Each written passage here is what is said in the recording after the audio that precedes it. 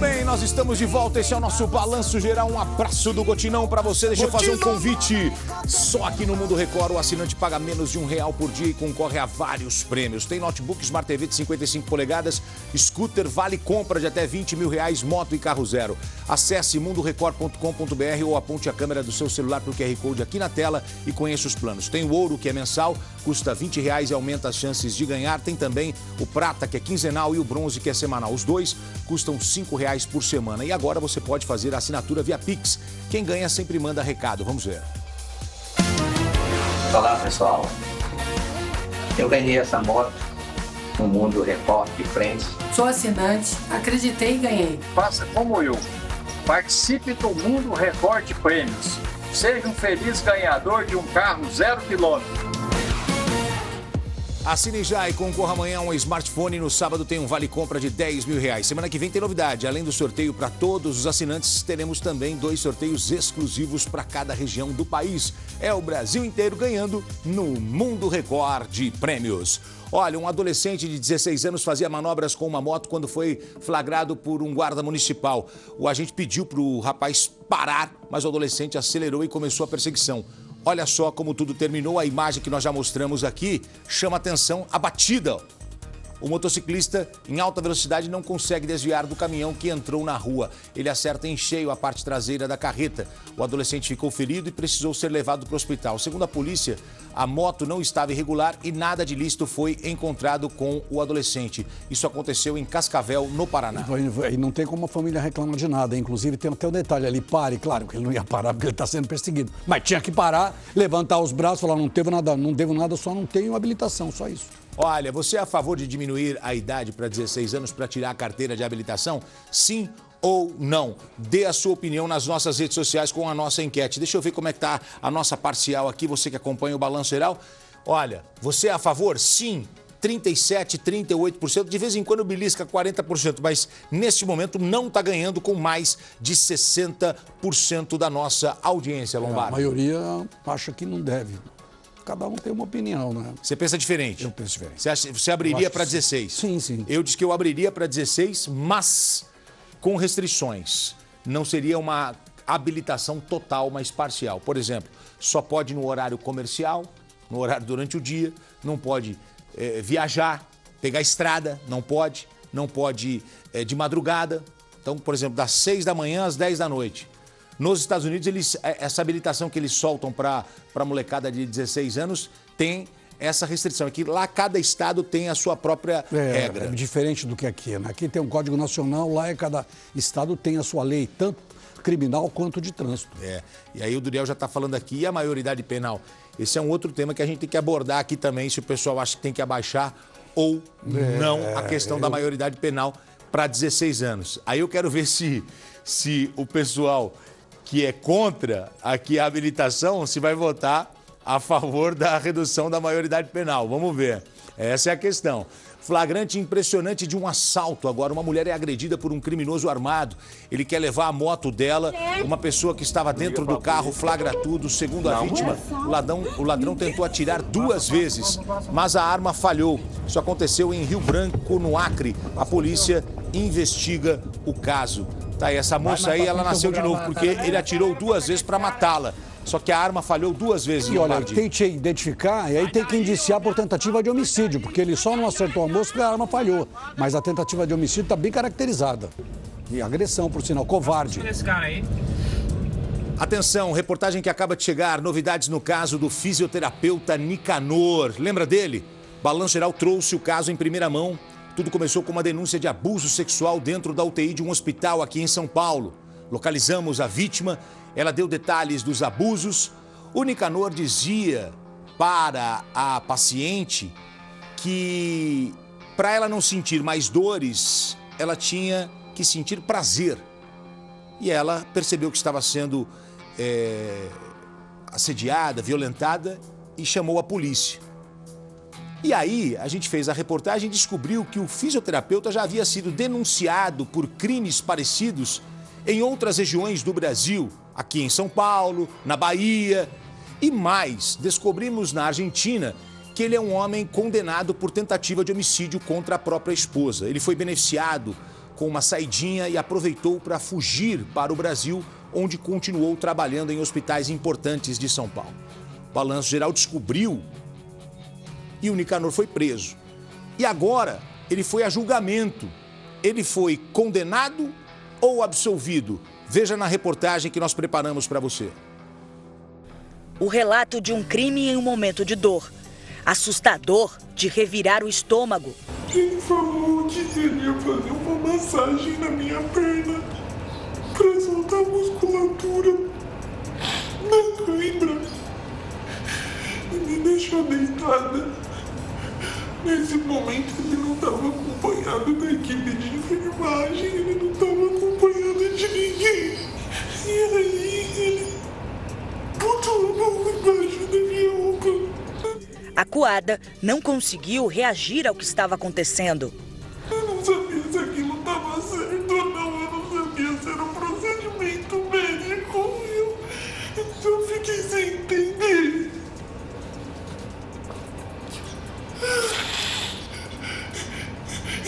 Eu não estava entendendo o que estava acontecendo e aí ele terminou.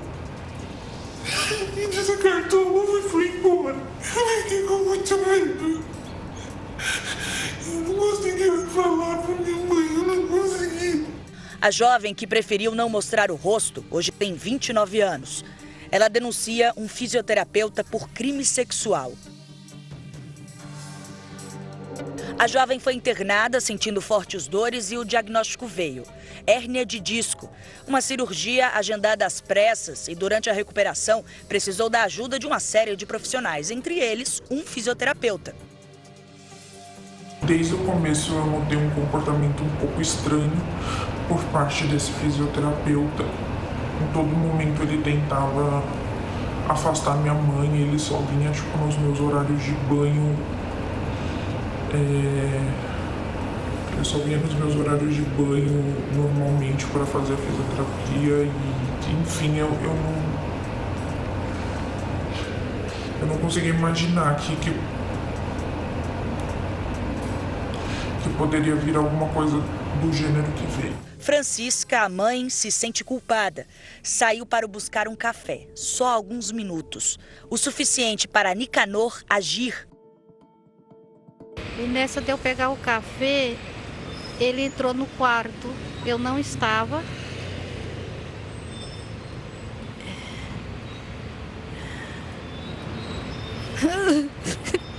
E daí ele começou a fazer a palhaçada. Muita dor. E se tratar de uma instituição que tinha que cuidar da minha filha, que tinha que cuidar de mim também, que estava lá há tanto tempo, 24 horas dentro do hospital. E o abuso se repetiu, desta vez com a mãe dentro do quarto. Ele me botou com a mão apoiada na janela, enquanto minha mãe se distraía arrumando as coisas. Naquela noite, a vítima mal conseguiu dormir. Na manhã seguinte, logo cedo, uma fisioterapeuta mulher atendeu a paciente. E a jovem resolveu tirar a dúvida, explicando o que havia acontecido na noite anterior. Foi aí que a vítima teve a certeza de que tinha sido abusada sexualmente. Eu não tinha como me defender, desculpa, não tinha como me defender. Mãe e filha denunciaram o abuso ao hospital, mas se sentiram ignoradas pela instituição. Numa negligência total, né? Infelizmente, questão talvez administrativa do próprio hospital, né? Que eu atribuo muito a tudo que aconteceu a uma administração falida do hospital. Elas acionaram a polícia militar. Francisca registrou um boletim de ocorrência de estupro. No documento, o fisioterapeuta Nicanor aparece como autor do crime. Em depoimento, a mãe disse que Nicanor fazia questão de que a filha dela estivesse nua para que o procedimento fosse realizado. E que notou quando o fisioterapeuta colocou a mão por baixo do avental cirúrgico da paciente. Na época, depois da reportagem que o Balanço Geral exibiu, Nicanor foi afastado das funções e uma sindicância interna foi aberta para investigar o caso. Justiça! Justiça nesse país que não tem! Chega de impunidade! Chega de maus tratos à mulher! Chega! Chega! Não aguento mais! Nas redes sociais, a vítima recebeu uma denúncia envolvendo o mesmo fisioterapeuta. Em um processo de 2007, Nicanor aparece como o autor em um caso de abuso contra uma criança de 7 anos de idade no estado da Bahia. Em conversa com a vítima, que hoje tem 23 anos, nossa produção descobriu que Nicanor tinha uma lan house na Bahia e que essa vítima era uma cliente dele. O caso foi arquivado. Eu sou a tal vítima, né, da Bahia. De certo, assim, ele tinha uma lan house, mas comigo ele tinha um carinho a mais, né? Ele vivia me chamando de namorada pra cá, namorada pra lá. Aí me dava horas de graça na lan house. Até um certo dia que a gente estava em uma pracinha assim, aí ele começou os comportamentos mais avançados, né? Mais pra frente, foi a ponto de mandar sentar no colo dele e eu, na inocência, sentei. Aí até então, aí foi na hora que ele me beijou. A gente botou na justiça, só que não teve nada. No ano passado, Nicanor foi investigado por importunação sexual em Guarulhos, região metropolitana de São Paulo.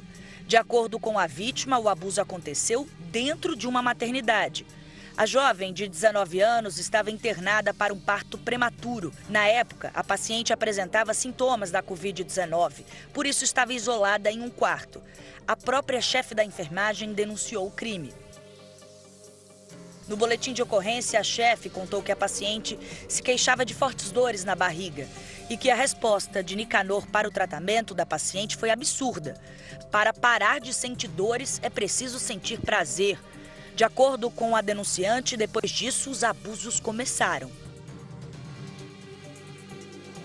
Maio de 2015, o jornal argentino El País destaca: homem é preso por tentar matar a esposa.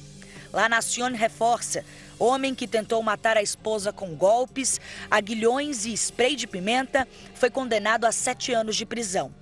Segundo a justiça brasileira, trata-se do mesmo homem acusado de crimes sexuais no Brasil, Nicanor. A notícia destaca um trecho da sentença argentina. Com uma das mãos, Nicanor pegou a mulher pelo pescoço, a jogou no chão e fez pressão contra o corpo dela. Em seguida, colocou uma lança no corpo da mulher e aplicou choques elétricos. A intenção do criminoso, de acordo com a reportagem, era esconder outro crime, do qual ele era acusado pela esposa.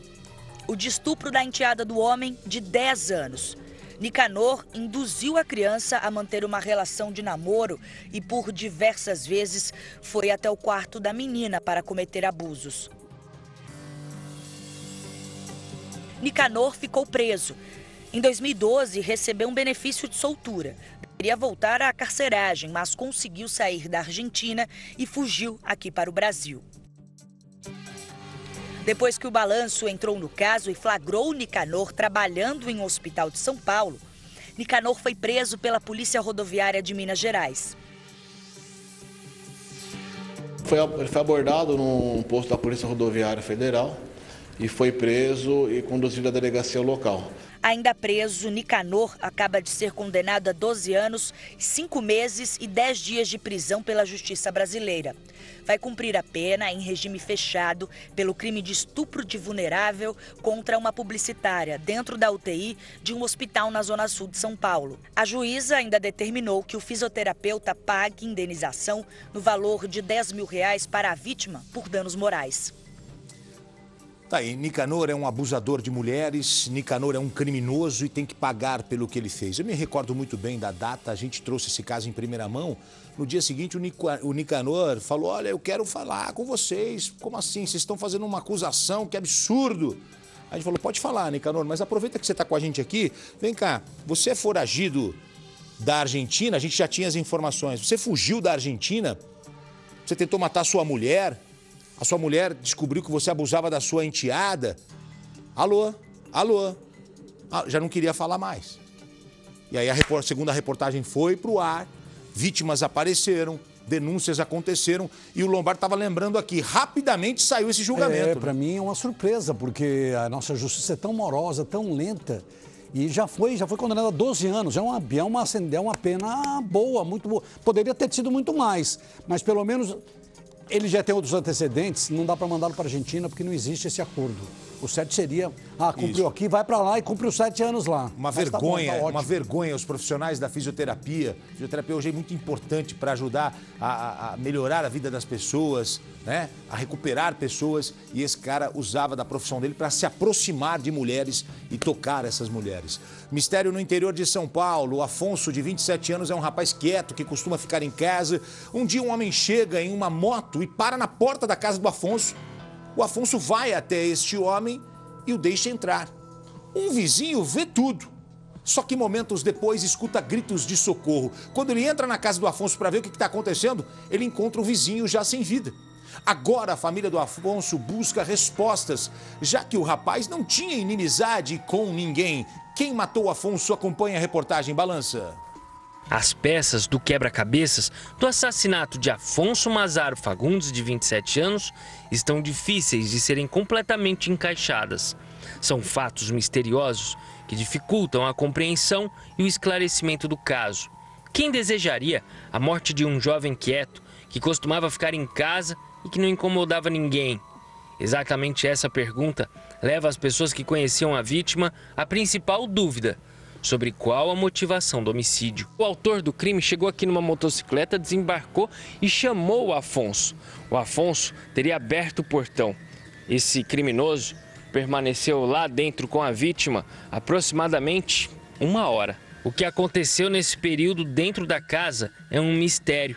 Saber o que a vítima e o autor conversaram nos últimos minutos de vida de Afonso seria determinante para descobrir o que ocorreu entre 4 paredes. A testemunha-chave do misterioso assassinato já prestou depoimento para a polícia. As informações apontam para um crime supostamente planejado, uma possível emboscada para dar cabo da vida de Afonso. O vizinho começou a ouvir gritos de socorro por parte do Afonso. Esse homem veio até a calçada e teria percebido o Afonso tentando fugir de casa, mas sendo puxado para dentro. Esse mesmo vizinho teria ido para os fundos na tentativa de socorrer o amigo, mas não deu tempo. Ele então resolveu voltar para a frente. Nessa altura, o criminoso já tinha ido embora e Afonso estava morto lá dentro. Segundo a mãe da vítima, Afonso não falava sobre a vida pessoal dele. Era um rapaz reservado, com poucos amigos. Ela não soube dizer para as equipes se o filho tinha algum desafeto. Afonso foi morto a facadas, principalmente no pescoço. O corpo dele foi levado para o Instituto Médico Legal. O laudo com a causa da morte deve ficar pronto em até 30 dias. O caso está sendo investigado pela Divisão de Homicídios e Proteção à Pessoa. Olha, chegou a reportagem do terror dentro do vagão de trem aqui no Brasil. Olha a imagem, passageiros ouviram tiros do lado de fora e se agacharam, aterrorizados, buscando proteção. Era um arrastão. Todos os detalhes na reportagem que chegou agora. Balança. Os passageiros que voltavam para casa se agacharam no chão da composição para se proteger. Houve desespero. Arrastão no trem, tiro lá de fora. Todo mundo tem que se jogar no chão, né? Senão uma bala pega. Você já viu como é que é, né? Segundo a Supervia, não houve alteração na circulação dos trens. A polícia militar foi chamada e flagrou os criminosos que fugiram pela linha do trem. Os policiais chegaram a realizar buscas pela linha férrea, mas nenhum dos suspeitos foi encontrado. Os relatos vão de assaltos a arrastões. Uma das queixas dos passageiros é que falta policiamento nas estações. Mas assim, nas estações a gente não vê segurança não. Do Rio de Janeiro a gente volta para São Paulo. Marcela Terra chamando um policial militar de folga. Foi baleado por ladrões na porta de casa em São Bernardo do Campo, no ABC Paulista. Assim que o policial acionou o portão eletrônico, ele foi abordado pelos criminosos. Veja a imagem, ó. O policial reagiu e trocou tiros com os assaltantes. Levou um tiro e foi levado para o hospital. Marcela Terra tem mais informações para a gente novamente. Oi, Marcela, boa tarde. Oi, Gotino, boa tarde novamente para você, para quem nos acompanha. Isso aconteceu no bairro da Paulicéia, em São Bernardo do Campo, aqui no ABC Paulista. Esse policial militar, ele estava de folga, voltava para casa e quando ele acionou o controle do portão para conseguir abrir a porta e entrar em casa, aguardava ali na entrada, ele foi abordado por esses dois assaltantes que estavam em duas motos. Logo ele leva um soco, cai, mas quando ele chega ao chão, saca a arma e reage. Nesse momento tem uma troca de tiros, ele é atingido nas costas e os bandidos fogem, Gotino. Depois o policial militar foi encaminhado para o hospital de Diadema, ele passa bem, não corre risco de morte, tá tudo bem com ele, mas a polícia continua investigando. Uma das motos foi deixada para trás pelos bandidos, um deles que fugiu a pé e já foi periciada. Agora a polícia está investigando para saber quem foram os autores desse assalto, dessa tentativa de latrocínio na frente da casa desse policial militar de folga. Volto com você. Obrigado, a gente segue com o nosso balanço geral. Aqui a notícia não para. Eu vou trazer para você agora a história de um produtor musical renomado, amigo de vários artistas que fez composições para muitos famosos. É assim que Gabriel, de 20 anos, se apresenta na cidade onde mora. Ele ostenta uma rotina de luxo nas redes sociais, passeios e hotéis caros. E agora ele acaba de comprar um novo imóvel. Um apartamento avaliado em mais de R$500 mil. Sabe como é que foi o pagamento? À vista, no Pix. O Gabriel sai com a escritura na mão. Mas o Pix que ele fez para a incorporadora não cai na conta. É a primeira vez que eu vejo isso. Na verdade, nenhuma transferência que o Gabriel faz chega no banco de ninguém. Gabriel pega o dinheiro de músicos, mas não entrega nenhuma composição. Sabe por quê? Porque ele não é um produtor musical. Na verdade, ele nem se chama Gabriel, o nome verdadeiro dele é Manuel. E ele agora é acusado de aplicar golpes milionários, está sendo chamado por outro nome. Ele está sendo chamado lá em Goiás de um mentiroso de Goiás. Balança a reportagem, vamos ver. Ele se apresenta como compositor de sucesso, com direito até à inscrição da Ordem dos Músicos do Brasil. Músicas para grandes artistas da atualidade. Ele mostrou alguns áudios, no Instagram, onde ele tem conversas com cantores famosos, como a Anitta, Simone Simaria, onde ele se mostra ser compositor e essas pessoas solicitam música para ele. E pelo número de seguidores que ele tem, curtidas, todo esse engajamento que a gente vê, a gente acabou até acreditando realmente que ele era compositor, como ele se apresenta. O rapaz envolve as pessoas nas histórias criadas. Mas Manuel Caltrins Pacheco, de apenas 20 anos, está ficando conhecido mesmo como o maior mentiroso de Goiás. Um currículo bem cheio de problemas. Para as vítimas não é tão fácil encontrar, pois ele não usa o nome de verdade. O rapaz se apresenta com o nome artístico, Gabriel Pacheco. São vários golpes, em vários segmentos e vítimas. No churrasqueiro dos artistas, ele deu o cano. R$12 mil. Até um conceituado advogado ele conseguiu levar na lábia. R$12 mil também, entre honorários e consultoria. Aqui ele teria ido até a boate. Conta de mais de R$400. Na hora de pagar a mesma jogada, no final ele fugiu. Neste outro bar de Goiânia, fugiu de novo sem pagar a conta, dessa vez de quase R$1.000. Até a tatuagem ele teria feito sem pagar, sempre usando as mesmas artimanhas. Para essa moça que registrou queixa na polícia, ele até alugou um apartamento. Ela pagou, só tinha um problema, o AP não era dele. Isso daria mais de R$7 mil e a administração do prédio, vendo todo o movimento, me chamou na administração, me perguntou quem eu era pro Gabriel, Manuel. E eu disse que havia alocado o apartamento dele. E a administração falou que ele não era dono do apartamento. Alguns casos já estão sendo investigados pela polícia, como neste registro, onde Manuel tomou posse dos dados de um primo dele para comprar coisas, pegar empréstimos e alugar imóveis. Ele possui passagens também por violência doméstica. 2 anos atrás, ele já foi alvo de investigação da Polícia Civil. Na época, ele era suspeito de usar nomes de artistas, como Gustavo Lima, Rodolfo, da dupla com Israel, para ganhar confiança de pessoas e aplicar golpes. Neste período, ele se dizia sócio de uma empresa de marketing digital.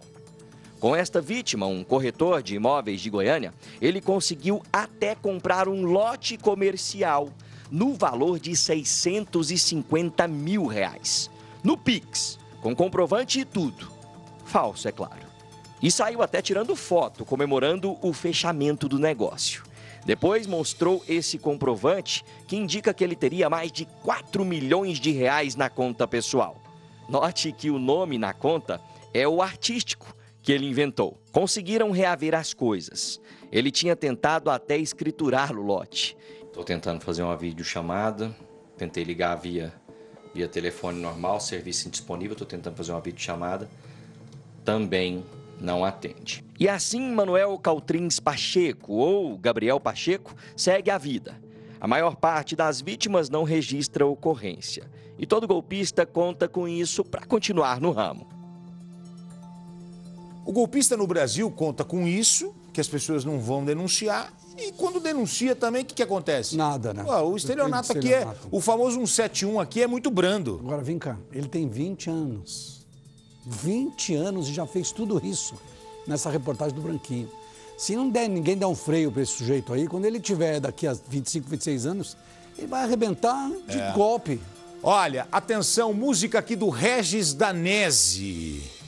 Música do Regis Danese. Tem uma música dele aí, ó. Entra na minha casa. Ele ficou famoso com essa música, né? Entra na minha vida, mexe com minha estrutura, sara todas. Ele sofreu um grave acidente, o Regis Danese, que é um cara muito querido, né? Não só no meio da música gospel, mas nos programas de televisão.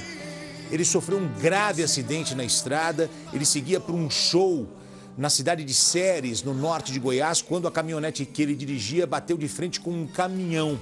O Regis teve ferimentos graves, foi levado para o hospital, foi internado, passa por cirurgia. Tem o vídeo do momento em que ele está sendo levado, ele está na prancha ali, ó. Alguém gravou um vídeo, ó. Foi um acidente. Segura a cabeça dele, claro.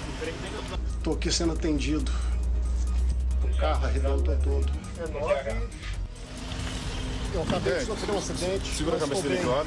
Vem cá, vem cá. Esse cara, ele é tão gente boa e tão profissional que ele pediu pra alguém gravar o vídeo pra mandar pro pessoal que ele não ia conseguir chegar no show. Você acredita? Ele tá internado em estado grave, ou seja, ele requer cuidados, ele não tá bem, a situação dele é delicada. E aí ele fala assim, você pode gravar um vídeo pra eu mandar pro pessoal que me contratou que eu não vou conseguir chegar? Amigão, fica quietinho, de boa aqui, você não precisa provar nada pra ninguém, tá todo mundo vendo que você... Não, eu preciso mandar satisfação pro pessoal lá que me contratou que eu não vou conseguir chegar. Você viu o estado que ficou o carro? Você viu o estado que ficou o veículo? Reportagem do Regis Danese, vamos lá.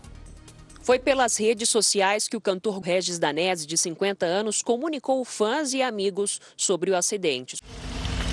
Eu acabei de sofrer um acidente. Segura a cabeça dele, claro.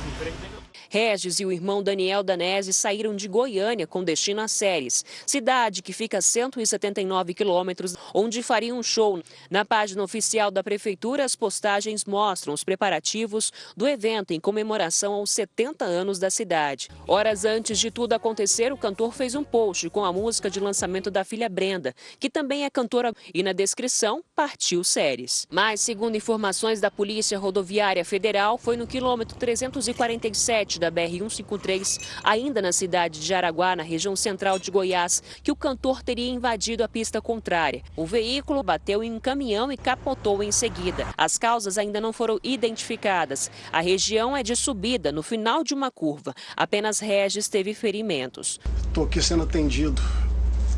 O carro arrebentou todo. É 9.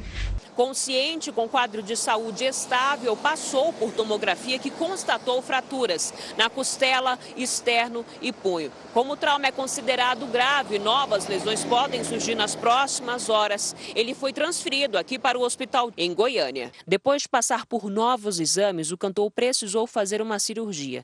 Orem por mim, eu estou à base de morfina. porque a dor estava insuportável. A Prefeitura de Séries emitiu um comunicado para avisar os moradores que o show do cantor não aconteceria mais. Regis Danese é mineiro da cidade de Passos. Ele começou a carreira artística em 1988. Fez dupla com outros cantores e parte de grupos de samba, como o Só Para Contrariar.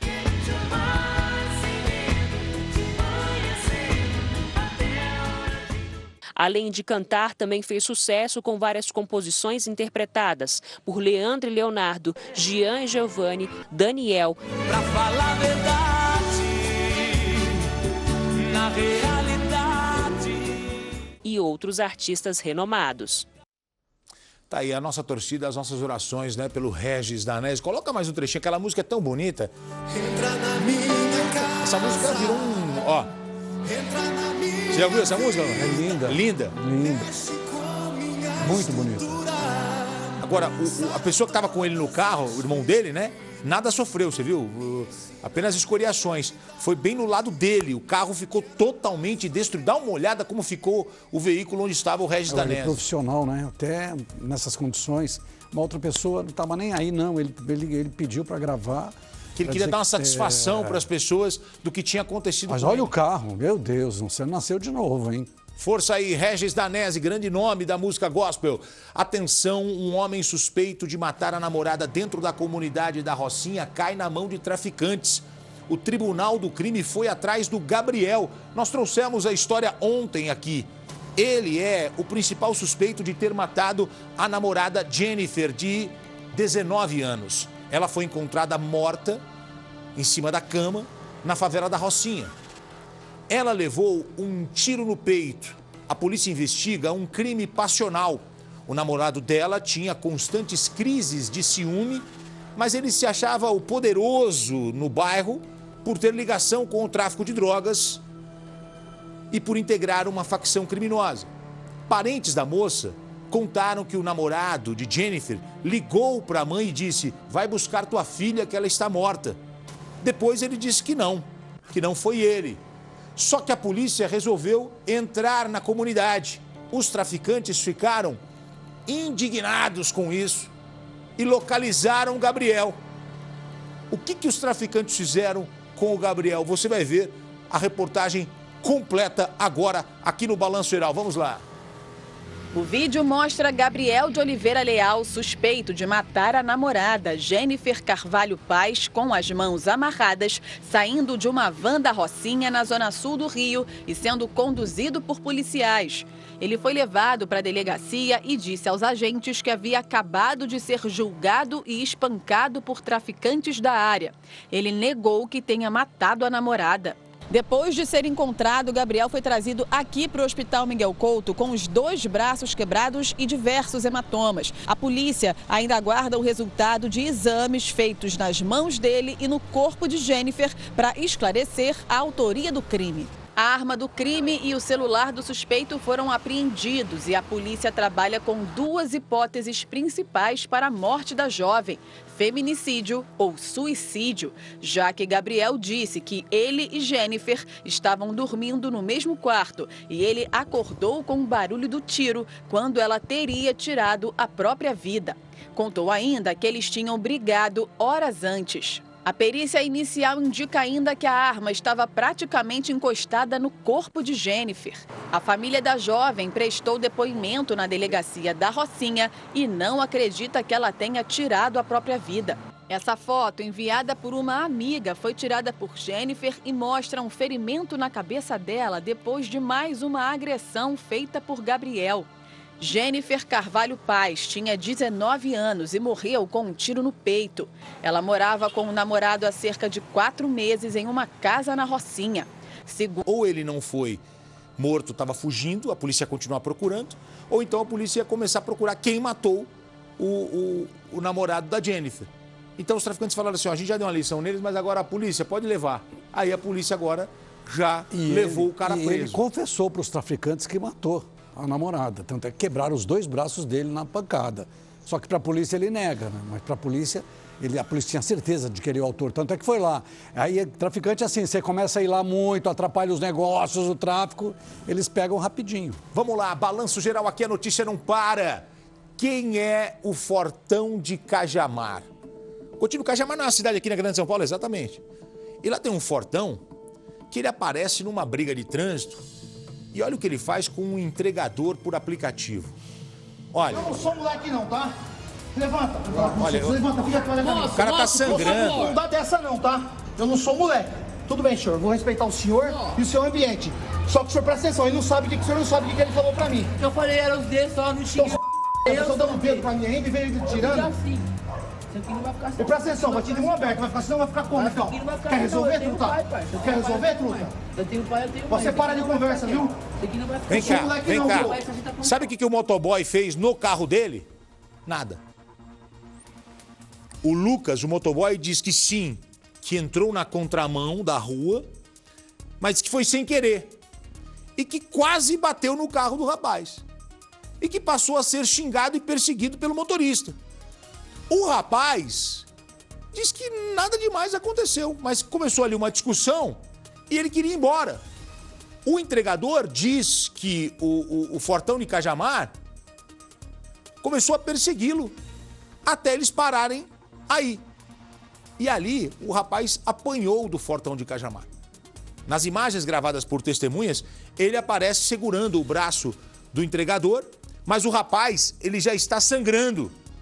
Ele já tinha levado um soco. Dá uma olhada no tamanho do cara, ele tá com a camisetinha regata ali, ó. E o entregador já tá sangrando, levou um soco na cara. Tem um rapaz ali pedindo pra... Ó, calma, calma. Ó. Eu tô dando dedo pra mim ainda e veio tirando. Isso aqui não vai ficar assim. E presta atenção, vai te de mão aberta, vai ficar assim, não vai ficar como, então? Quer resolver, truta? Quer resolver, truta? Eu tenho pai, eu tenho mãe. Você para de conversa, viu? O entregador disse, eu tenho pai, eu tenho mãe. Eu não te agredi. Não, arrumou? Já tá beleza. Quem que é seu pai? Você quer conversar com ele agora? Vamos lá conversar com ele. Eu só fiz assim, é os D, porque eu sou os D. Eu não xinguei você, eu tá falando que eu sou os D. Eu tô perguntando você que quer são os D. Eu sou os D. E fica motoboy. Fica tirando, vai dando dedo pra mim, passa ali, rapaz. Dedo que eu fiz assim, não fiz assim, eu fiz assim, ó. Ó, o motoboy tá dizendo que nem mostrou o dedo. Fala pro seu pai quem sou eu, todo mundo me conhece aqui. Agora é o seguinte, hein, mano, eu não sou moleque não, tá? Eu volto o quarteirão pra falar com você. Agora estão dizendo que o Fortão seria um guarda. Que o Fortão de Cajamar seria um guarda, Lombardi. E aí, se discutiu com o trânsito e ele, se ele é guarda, ele devia dar um exemplo e não agredir o rapaz. Agora, o que mais me chama a atenção, vem cá. Bateu o carro? Não, quase. Ufa. Toca a vida, vai embora. Não, Coutinho, mas eu não posso ir embora pra casa. Eu tenho a minha razão, eu tenho que levar a razão comigo. Eu tenho que dar uma lição nesse moleque. Cara, onde nós vamos parar? Porque se você tem um prejuízo, o cara bateu no teu carro, amassou o teu carro, alguém se machucou, aí você fala, vem cá, fica aqui, você não vai embora, nós vamos chamar a polícia, vamos chamar as autoridades de trânsito. Eu tô com uma reportagem completa que conta toda a história, quem é quem. Ô Edu, o rapaz da moto vai falar com a gente? Vai falar com a gente? Roda a reportagem, acabou de chegar, vamos lá. Nesta imagem dá para ver o momento em que o homem musculoso e forte pega Lucas pelo braço e o levanta. Eles discutem. Não dá dessa não, tá? Eu não sou moleque. O entregador chega perto da moto e mais uma vez é segurado por um dos braços. Não, seu pai vai falar comigo sim. Muito abalado, Lucas conta o que aconteceu. O mano veio brigar comigo aqui, ó, na frente do bagulho, ó. Olha o tanto de sangue que saiu da minha boca, rapaziada. Falei, meu pai vai conversar com o senhor, meu pai e minha mãe, porque eu tenho pai, tenho família. Aí ele me bate e fica por isso mesmo. É a mesma coisa de alguém chegar e bater, que ele tava com o filho dele aí no carro. A mesma coisa que eu falei, é a mesma coisa que alguém chegar e bater no filho dele, ele não vai querer cobrar? Ele não vai querer tirar a satisfação? O motoboy Lucas de Souza Pereira, de 23 anos, diz que foi agredido por fazer uma manobra de trânsito no sentido errado. Toda vez que eu tô errado, alguém me fecha na rua, eu faço assim, não, irmão, pode ir, de boa. Beleza. Encostei a moto aqui na frente e tô de costa pra aqui. Nessa que eu tô de costa, ele voltou e parou o carro aqui na frente. Até então eu falei, não, ele vai conversar comigo perguntando o que eu falei. Ele nem chegou perguntando, ele só puxou você viu o tamanho do braço dele? Ele só me puxou com um braço, no outro braço ele pegou e me deu um soco. Aí zoou aqui e aqui. Lucas diz que seguia por esta rua em Cajamar, na Grande São Paulo, depois de sair da pizzaria onde trabalha. Ele fez a manobra e retornou. Estacionou a moto bem aqui em frente. E foi neste momento que ele foi surpreendido pelo homem. Lucas diz que pediu desculpas ao motorista e que não entendeu o motivo das agressões. Ele falou assim que eu chamei ele que eu falei pra ele que eu xinguei ele, que eu mostrei o dedo. Eu não mostrei o dedo do meio, eu falei, é os demos, desculpa. E fiz assim pra ele de paz, pra ele sair, pra ele seguir o rumo dele e eu trabalhar. Lucas teve um dente quebrado. Quebrou meu dente, tô sangrando, entendeu? Ele tava errado, e me quebrou ainda, o mano é mó grandão. Segundo o entregador, as agressões só terminaram porque os moradores chegaram para ajudá-lo. Tudo bem, senhor, vou respeitar o senhor e o seu ambiente. Só que o senhor presta atenção, ele não sabe o senhor não sabe o que ele falou pra mim. Nós falamos com uma testemunha. Essa mulher estava na rua quando ouviu a gritaria. O menino apanhou, em nenhum momento ele teve reação, ele não reagiu, o menino. Ele só apanhou, ele não reagiu. Ele deu tapa, soco, o que você viu que ele fez? Tava com a mão aberta, e aí ele no mesmo vídeo que a gente gravou, ele fala que tinha que apanhar com a mão aberta. Ele deu 2 tapas com a mão aberta. Ela diz que o homem estava agressivo. A gente pedindo para ele parar e que ia chamar a polícia, ele pegou e simplesmente foi embora. Lucas trabalha com entregas há 1 ano. Assustado, ele diz que nunca passou por este tipo de situação. Tô com medo agora como é que eu vou fazer entrega em Santana? Se tocar alguma entrega para Santana de Paraíba, eu não vou. Lucas registrou o boletim de ocorrência online e agora deve fazer o exame de corpo de delito. Ele quer que o homem seja punido para que outras pessoas não sejam vítimas desse tipo de situação. Não, porque hoje foi comigo, amanhã pode ser com outra pessoa, até ele pegar e matar alguém aí descontrolado. E aí? Vai parar quando? Tentamos contato com o homem que, segundo Lucas, o agrediu, mas ele não atendeu às nossas ligações. Olha, agora colegas do Lucas foram à porta da casa, foram até a porta da casa do Fortão de Cajamar. Coloca as imagens pra gente aqui, ó. O pessoal foi fazer um protesto lá, ó. Só que aí chegou a informação que o rapaz, o Fortão de Cajamar, seria um guarda municipal de Santana de Parnaíba. Por isso que o rapaz ali fala, agora como é que eu vou fazer entrega lá em Santana? É Santana de Parnaíba, aqui na Grande São Paulo, perto de Barueri ali. A polícia foi chamada, ó. E o pessoal queria fazer um protesto. Olha lá, ó. Vários entregadores, vários motoboys na porta da casa do Fortão de Cajamar. Olha, mas mesmo que o Fortão tenha sido ofendido com palavrão, não é motivo para dar um soco na boca do rapaz, né? Deu dois, quebrou um dente. Agora, fez um registro online, não, tem que ir lá para o delegado, tem que dar autorização para ele passar por exame de corpo de delito e instaurar um inquérito policial. Agora, deixa eu só falar uma coisa. Na verdade, 3 coisas eu vou falar. Fortão de Cajamar. Primeiro, ninguém bate em ninguém, ninguém bate na cara de ninguém. Ainda mais, não teve prejuízo nenhum. Gotino, ele mostrou... Então, primeira coisa, ninguém bate na cara de ninguém. Segundo, um cara que tem conhecimento da atividade física, o teu porte, você não pode se sobrepor ao outro porque você é forte. Você tem que aprender isso com... Quem é do esporte sabe o que eu tô falando.